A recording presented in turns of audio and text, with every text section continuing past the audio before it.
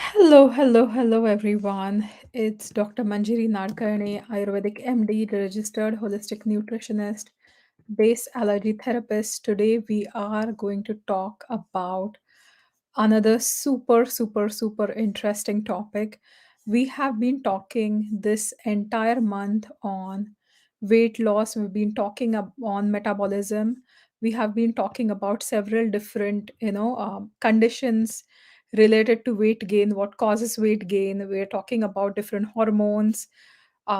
So one of the other things that I would really like to talk about is Ayurveda and how Ayurveda or Ayurved really, can support you and can help you really hack, your hormones, how to hack your diet, uh, your metabolism using an Ayurvedic diet. So this is extremely important because in Ayurveda, everything depends on your Agni, and Agni is also the same principle responsible for your digestion as well as your metabolism, right? So whenever we talk about metabolism, no matter if you talk about supplements like Triphala, no matter if you are taking different herbs or supplements or exercising, you cannot ignore the topic of Agni or your digestive fire that is actually going to feed your metabolism, right? So that's going to be super important. So that's what we are going to discuss today. So let's get started with the idea of metabolism. So it is nothing but the rate at which you're burning your calories. And if you have a fast metabolism, you are going to use up and burn more calories. If you have a slow metabolism, you are going to be very sluggish at burning calories. And the result is that a lot of the processes in your body would slow down, and you would eventually start packing up pounds and you will gain weight. A faster metabolism is using a lot more calories, and you won't have to work hard at losing the weight, and that is why everybody is so obsessed with boosting their metabolism. Now, some more interesting factors to understand is that as your age increases, your metabolism is naturally getting slowed down. So metabolic rate will decrease by 5% for each decade of your life. And after the age of 40, especially, it's going to start decreasing very fast because you may not have enough muscle mass. There are also some differences when it comes to metabolism. An example is gender. Men have a faster metabolism than women because of the hormones and the hormone testosterone. And heredity also plays a huge part. Now, when it comes to heredity and Ayurveda, we talk about the dosh prakriti or your body type. So, if you have heard about your body type, or if you know your body type, just post it in the comments. If you are vata dominant, if you are pitta dominant, if you are kapha dominant, post it in the comments so I would know. If you are a combination body type, you can post that in the comments and let me know as well. Now, this metabolism is inherently connected to your body type or your personality type, which in Ayurveda we call as Prakriti.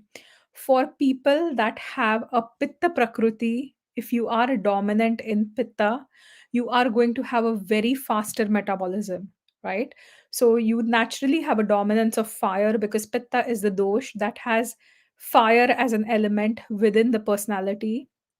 And if you have pitta in your prakriti, especially your pitta dominant, and even vata secondary, the metabolism is going to be really strong. As Maria says, if it's a pitta vata, if you stay in balance, you're going to have a very good, strong metabolism because pitta is the principle that's governing the digestion and metabolism.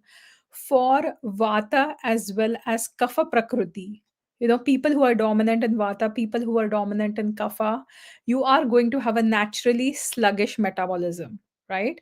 Now, vata dominant people typically don't gain weight, not because they have a very high metabolism, but because they have a lot of activity, so they're constantly burning calories. So there is a difference between the two. So if you're constantly expending calories and your intake is not as much, the output is way more than your intake, you are going to burn calories, but you will not be able to put on a good muscle mass, you will not be able to have a good strength and stamina, right?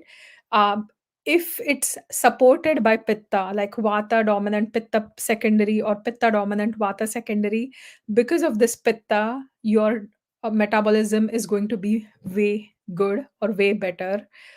So that's something to understand, right?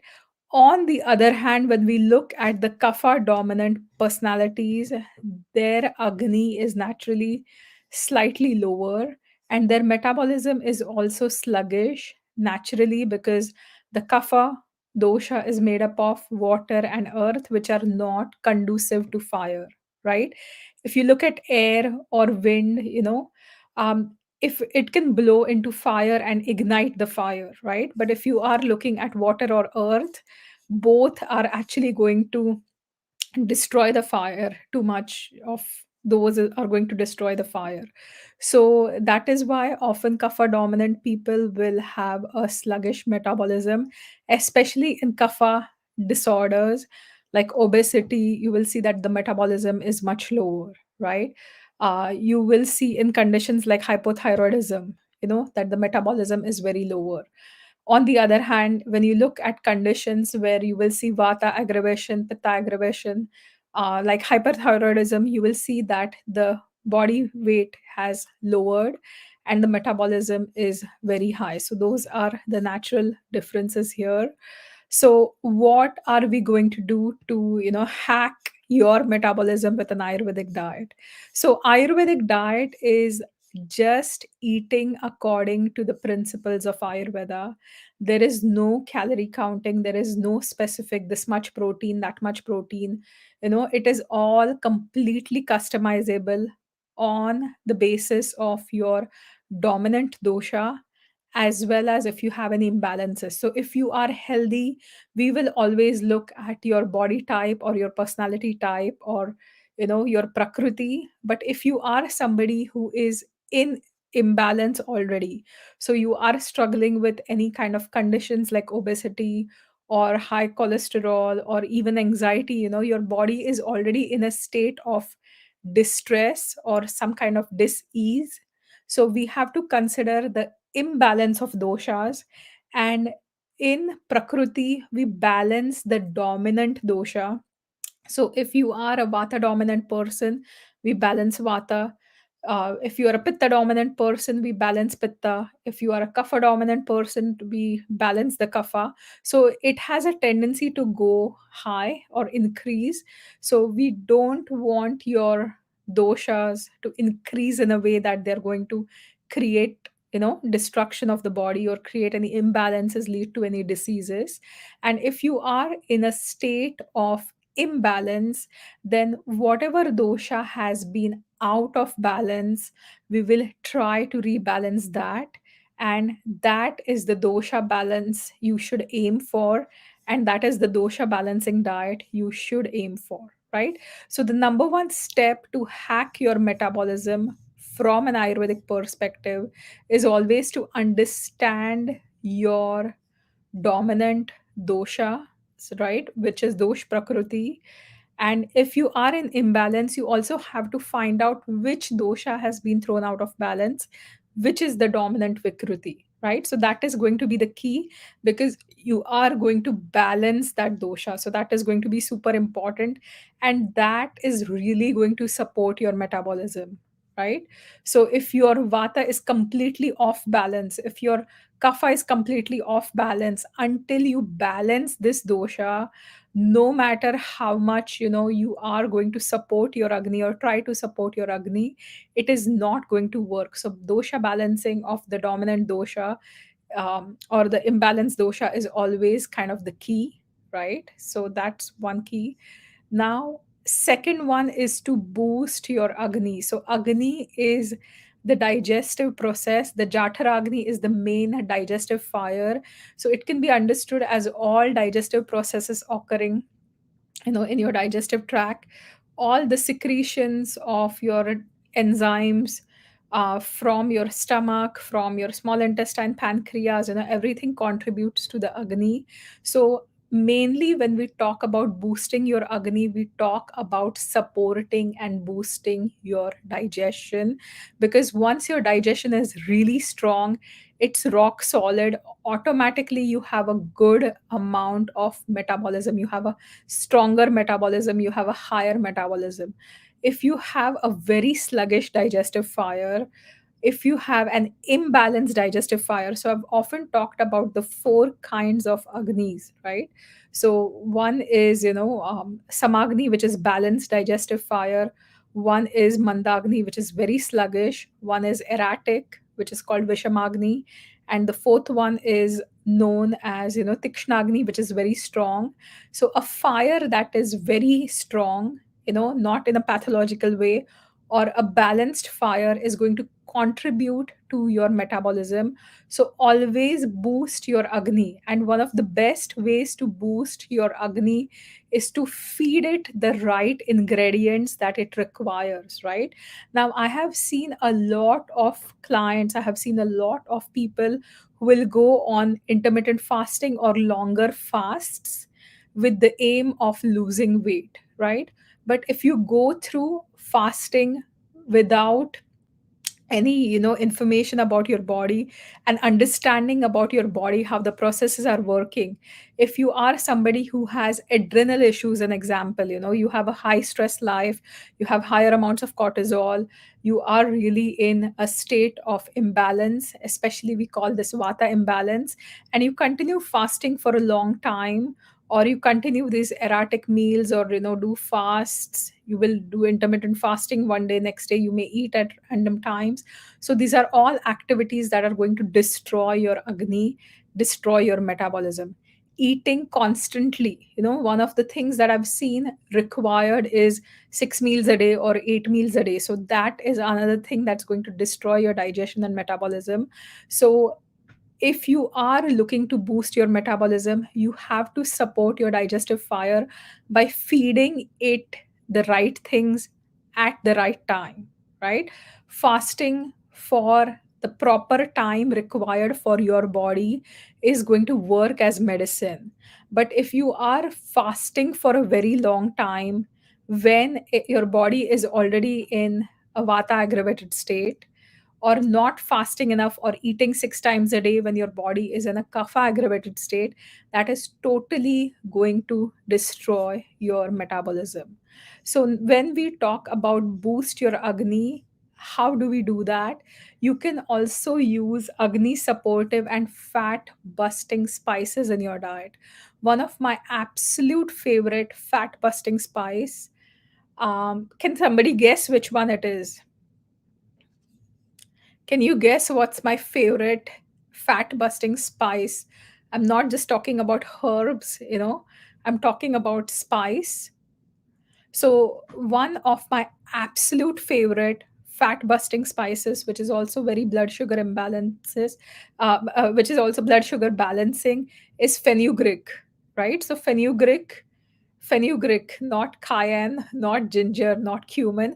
But ginger works very well. Ginger is like a digestive tonic. But if you are specifically looking to improve your metabolism, if you are specifically looking to bust fat, if you're specifically looking to improve your insulin sensitivity, because insulin is also one hormone that is responsible for depositing a lot of fat in your body if you eat too much sugar, right?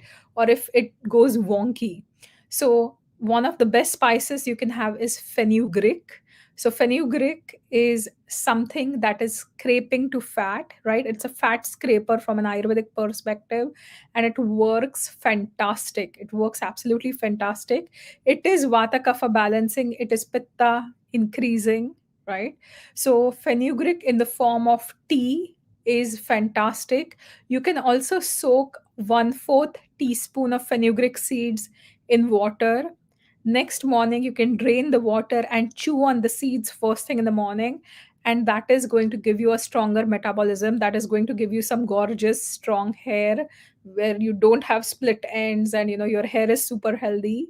And that is also going to make sure that your blood sugar stays in balance. your cholesterol levels stay normal. So make sure you have some fenugreek every morning or in the form of tea. My second favorite spice, and that is very popular, is turmeric, right? So turmeric is another amazing spice. So Maria, yes, you will swallow the seeds. It's slightly bitter, so you're going to chew the seeds and swallow it, right? So that's something you're going to do. And the second spice I want to talk about is turmeric. So turmeric, if you are looking at it from a metabolic booster perspective, you have to always add it to warm water, or you have to mix it with honey. Honey is even stronger. So if you mix turmeric with some honey, it becomes a very potent metabolic booster, and it becomes something that's going to really scrape your fat, and super effective, right? So if you are struggling with a lot of inflammation, if you are struggling with joint pain, then you can definitely take it with warm water, right? If you are looking for that specific fat scraping action, take it with honey in the morning on empty stomach, and you won't regret it. So 1 teaspoon of turmeric with half a teaspoon of raw unpasteurized honey. You can mix it, just lick it first thing in the morning. Works fantastic, right? Another really good herbal combination in Ayurveda is Triphala. So, Triphala is three berries that are combined together, and three berries combined together. You can get it in the form of powder or capsules. At Blue Water Nutrition, we have Triphala capsules, and Triphala serves to detoxify your large intestine, your colon, which is the headquarters of your microbiome kingdom. It also is a cellular detoxifier, and it's also a metabolic booster, right? Triphala is known to scrape fat as well. So, drinking, Triphala, you could do it. It's not the most palatable. So, capsules or tablets would be the best form of it. You could also have it as a powder at bedtime. So, you could take 1 teaspoon, mix it in a little warm water, take a shot glass of it, then drink more warm water with it. So that is one metabolic boosting activity of Triphala. You could sometimes mix it with honey as well. If you mix it with honey in the morning, it is good for your eyesight too. So it is fantastic for eyesight. Triphala balances all three doshas, but it will boost your metabolism. So that is something you should add to your diet on a regular basis. So, any other ideas? So, like anything else? I have one more really good thing that you can take. Maria's asking, can Triphala be taken, be a little drying to the colon if taken too long? For sure. So, if you are struggling with a lot of dryness in your colon, you could add some Yashti Madhu to Triphala. So Yashti Madhu has like a kapha balance, kapha in supporting action. It's a bit, soothing, and it will prevent that dryness. So you can also add maybe like a quarter teaspoon of Yashti Madhu to your Triphala to make it not as drying to your intestine. So that's one strategy I will often use with my clients. Yeah. My other absolute favorite thing that some people might think is counterintuitive to boosting your metabolism, but this actually really works, is ghee or clarified butter, right? So, ghee or clarified butter is one fat that is going to boost your digestive fire Agni, that is going to balance your pitta, which if it's aggravated, it's actually good to be balanced, and it's going to boost your metabolic fires.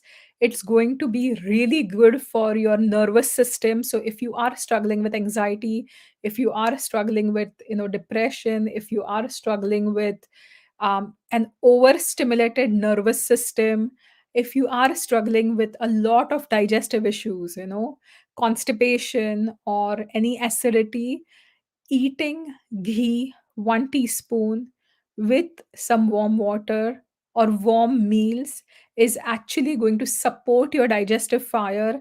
It is also going to support your gallbladder function and your liver function as well.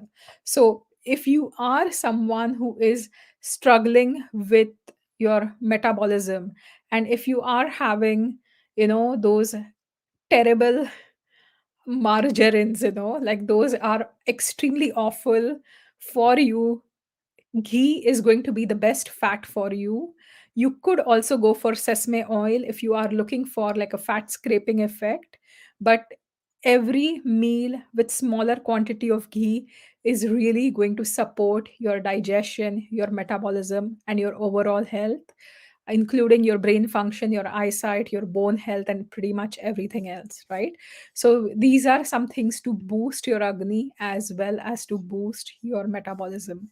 Now, the third thing that I talk about when boosting your metabolism, it is extremely important to always drink and eat warm foods.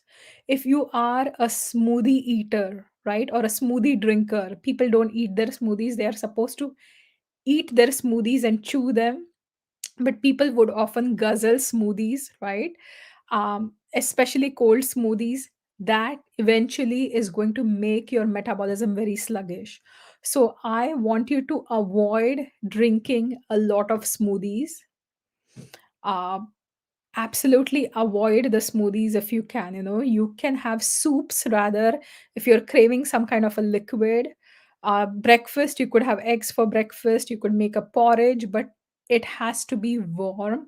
And anything that is warm is going to support your digestion. It's going to bring more circulation to your digestive tract. It's going to support the function of your enzymes and activate your enzymes. If you are someone who's eating a lot of cold foods, if you are someone who's eating frozen foods, frozen berries or frozen grapes as a dessert, or lots of frozen yogurt as an ice cream, or anything like ice water, or iced teas, so that is going to really hamper your metabolism in the long game. So always choose warm foods, whether you're choosing beverages, whether you're choosing, your food. And one absolute great thing for your metabolism is, if you keep sipping on warm water throughout the day, it will support your digestion and metabolism. There are various Ayurvedic teas. You could go for coriander cumin fennel tea, or a plain fennel tea, or a turmeric tea, or a ginger tea, or even fenugreek tea. So any of the fat busting spices, you could use it in the form of tea. And that is one hack that's going to really boost your metabolism. So that was my fourth point. So the fifth one is to like follow a seasonal diet, right? So when your body goes through different seasons, right? When the environment goes through different seasons, your body is going through different seasons to maintain that homeostasis as well. So processes in your body are going to change corresponding to the external environment. The nature knows the best. So eating foods that are available in your environment, in the season, at the time, is extremely important.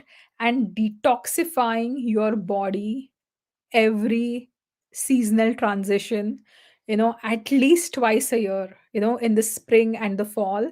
So in Northern America, if you are here, two main transitions that happen.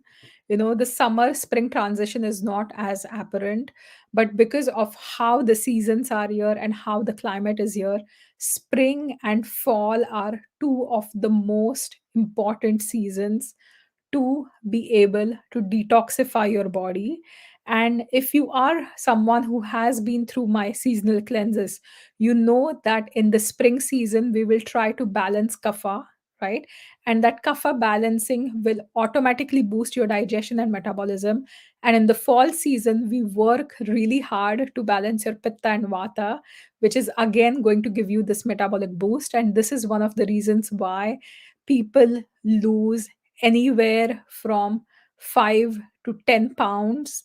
And again, I know that's water weight, but even getting rid of the water weight shows that your body's inflammation has lowered, right? So we lose anywhere from 5 to 10 pounds during that reset. Some people carry the reset for longer, they may carry it for 2 weeks, they may carry it for a month, and they end up losing a lot of weight because a lot of the body's processes normalize during those resets. So when you follow a seasonal diet, it's also super important to follow a seasonal detoxification under an experienced practitioner. So do not buy some random detox kits and start, having those, because I've often seen that they may push your organs to an extreme, and in the longer game that is going to be detrimental for you. Certain liver detoxes will end up heating your liver too much. Certain kidney detoxes may end up impacting your kidneys in a negative way, right? Because everybody has slightly different physiology, and if you're having a physio that's going more towards pathology, and you are taking some box detoxes that may end up to prove more detrimental to you. So that is extremely important, to do a seasonal diet and detoxify with the changing seasons every single year, minimum twice a year, right? So these are some basic tips that I talk about in terms of diet and how you can hack your metabolism with an Ayurvedic diet.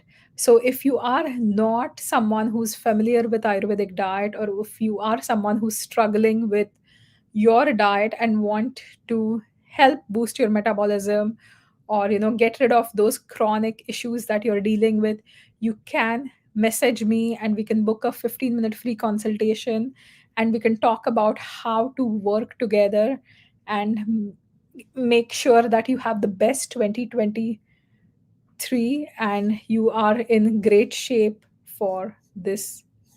Sorry, 2024, what am I saying? I'm still yeah, 2024. So this year you are in the best shape ever, so we can take care of that, right? So have a fantastic rest of the day. I'm going to um, finish this talk. If you have any friends, if you have any family members that are struggling with their digestion, or that want to follow an Ayurvedic diet, or that are looking to boost their metabolism, please share this video with them. You can tag them in this video, or you can share this video privately with them by clicking on the share button, and then you can just share it in the messenger, right? So thank you once again for watching. I will be here next week, and next week we are going to talk about another topic on metabolism. That's our topic for this entire month. And if you have any questions or suggestions for any topic, please post it in the link below. Linda, thank you. Rona, thank you. And Maria, thanks for watching. Rachel, thanks for watching live. And I will see you all soon. Bye for now.